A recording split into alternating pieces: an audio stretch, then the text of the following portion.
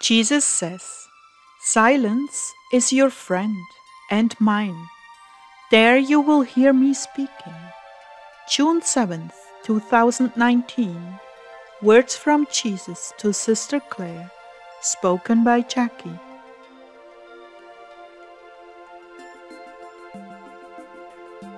Clare began, "How delightful are your arms, Lord! I wish to keep them wrapped around me so much more. I do not want to lose that grace. How sweet it is! Thank you, Jesus, for holding me this morning. Oh my Lord, the sweetness of your arms and the heavenly vision you have given me for the refuge of your sacred heart is so sweet, so incomparably pure and sweet. Truly, I'm beginning to feel it now, and I was able, because of that, to begin on the drawings for the buildings." Jesus began, "Beloved of my heart, this is my gift to you and to my Father, a tiny place on earth where he can rest his head in the midst of the turmoils of the world. That is why you must not allow anything unclean on the property. I will forever protect this piece of land, bequeathed to you from on high.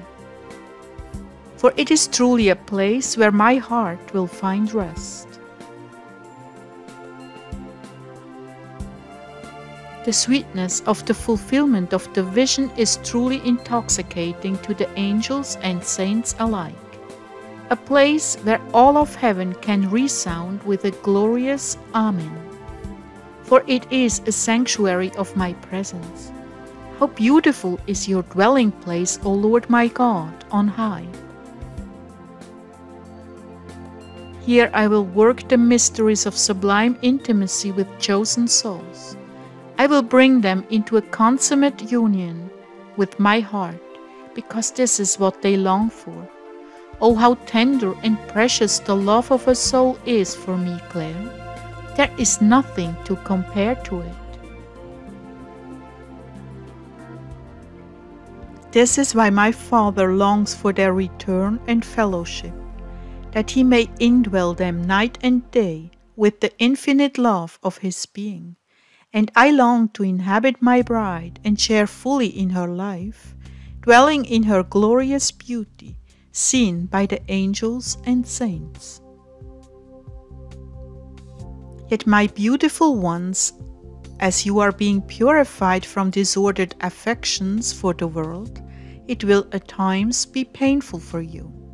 Much remains unaddressed, even in my vessel unto honor, Mother Clare. From this place on the mountaintop, she will be given the perspective necessary to lead you, not only deeper into my heart, but to help you navigate the pitfalls of self-will, and how the enemy uses your affections to ruin you, if he could. Yes, he knows you so very well, as he has studied human nature throughout time, and has assigned some of the subtlest demons to entrap you. For this reason, trust in her, and obedience to her wishes is your safeguard. I have endowed you with a conscience, and she will never ask you to violate that place that is sacred between you and I. However, the enemy knows how to weave a deceitful web to catch you. For that reason, do not lean on your own understanding, but do all you can to conform to her directions. She has embraced meekness, when in her right mind, and does not force things on you. Her suggestions may come across as personal preference or unimportant to your way of thinking, but oh, how mistaken you are. These little things have a history behind them, and you would do well to take those gentle requests to heart and live them.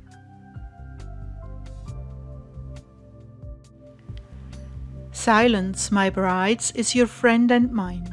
In the silence of your heart you will hear me speaking.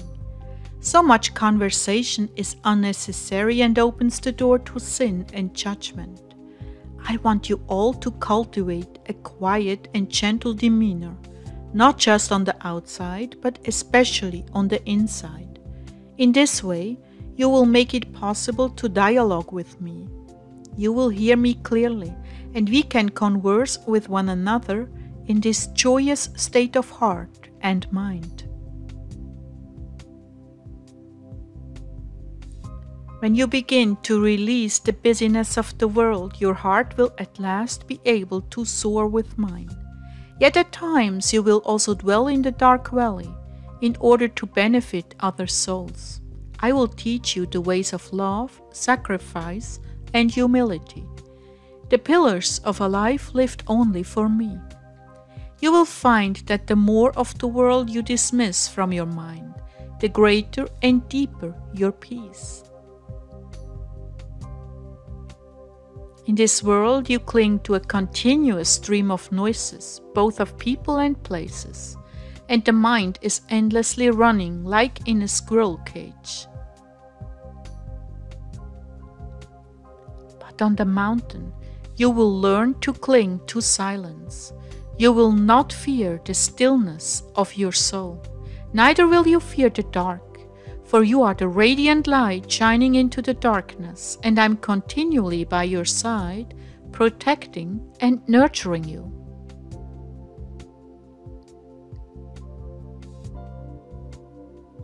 Brotherly love will abound as each of you sees to the needs of the others, so that none lack for a fire, for warmth, or company in difficult times. Whatever is needed, in the stillness of your hermitage, you will feel an increasing sense of purity and peace. This life is designed to remove the clutter you have been so accustomed to in the world, to make a giant empty space that I can at last fill. There will be times for sweet fellowship and sharing that is meaningful, as well as contemplative work as you contribute to the community life. All will be ordered by me, my brides, and your peace will surpass what you have ever known before. So few understand how contaminated the world really is, even in the best of circumstances. It is only when you have broken with it and dwelt in silence that you will recognize how taxing and distracting it truly is. For those of you on the channel who cannot live this life, I will not abandon you. There will be rich lessons from the hermitage, and you also will benefit from them. I have some wonderful teachings planned for you, so please do not think you will not grow with the others. Because as you implement some of the changes into your lives, you also will be filled with more of me.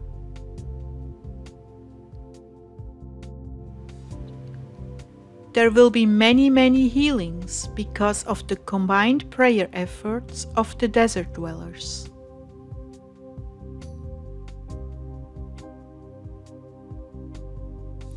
Oh Lord, these are some beautiful promises. Thank you. I believe and receive every word. No wonder the enemy has put up such a fight.